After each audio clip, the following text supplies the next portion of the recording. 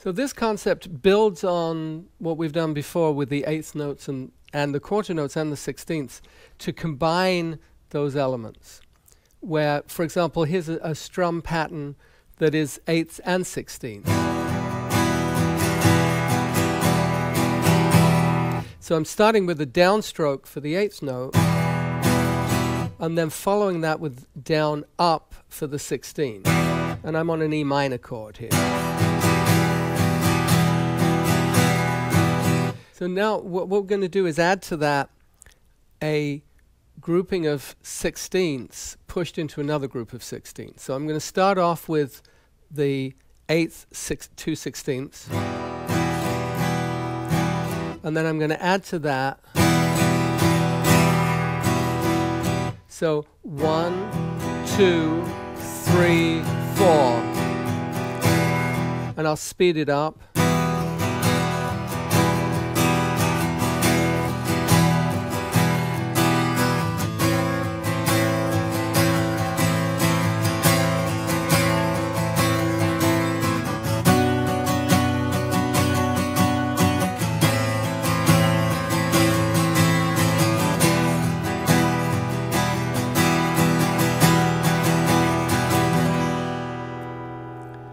And that was a consistent pattern.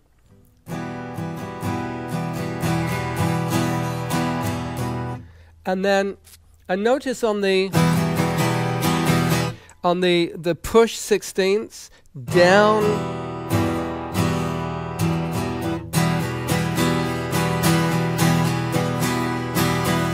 that I'm playing it as though I'm strumming the one that's actually being held over. So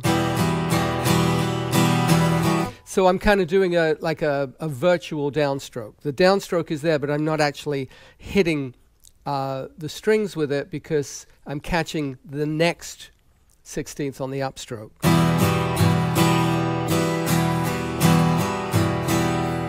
You can see the pick is moving down to be ready for that upstroke, but it's not actually strumming the strings at that point.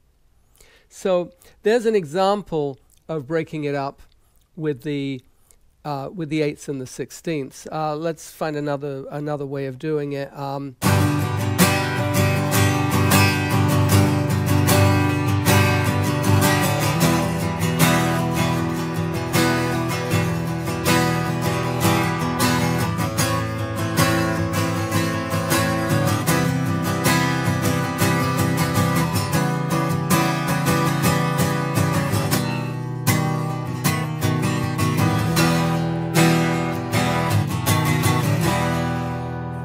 So you can see there I'm using 16ths, I'm using some eighths, I've got even some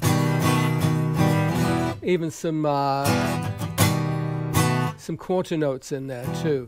Because I mean there's no restriction on what you do. I'm breaking it out for the purpose of the lessons, but in the real world you combine all of those elements.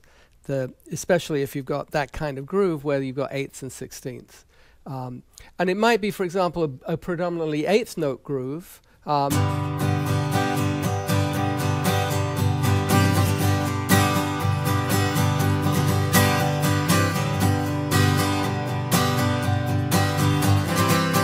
But you can see right when I make that move to the C chord, I'm adding a couple of 16ths in there.